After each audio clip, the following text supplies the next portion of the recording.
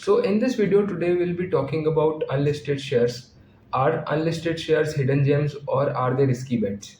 So before jumping onto the topic, like what are the advantages, what are the pros and cons of investing in unlisted shares, let me tell you something interesting.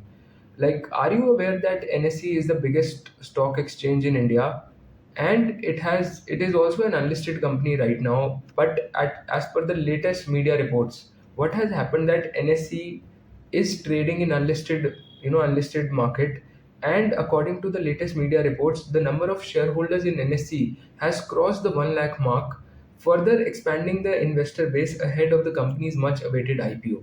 So, in the past 1 year, NSE has delivered 30% returns in the unlisted market, and also today it has become the largest unlisted company in country in terms of number of shareholders. So that's a great news. Unlisted market, especially a lot of companies in unlisted space, are gaining a lot of momentum and attraction from the investors. Now coming back on the topic that like how investors get early access to companies like NSE or Veda Clinical Research or OYO or Swiggy before their IPO comes.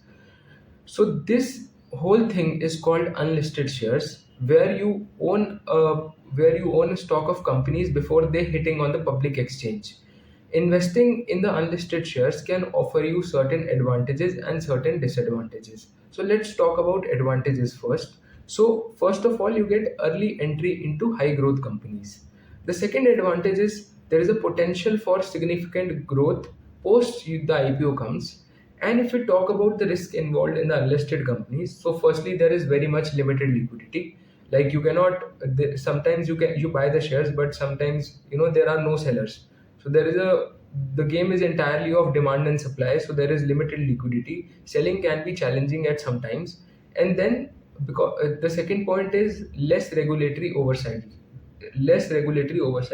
There is a higher risk of fraud if you are not transacting through authorized SEBI platforms. So there is a lot of frauds happening in the unlisted space. So that is a major thing, major because these things are not regulated by SEBI, especially the unlisted transaction that takes place. So obviously there is a less regulatory oversight as of now. So if you are looking to invest in unlisted shares, just make sure that you are investing via authorized platforms, and stay tuned for more market updates. Thanks for watching.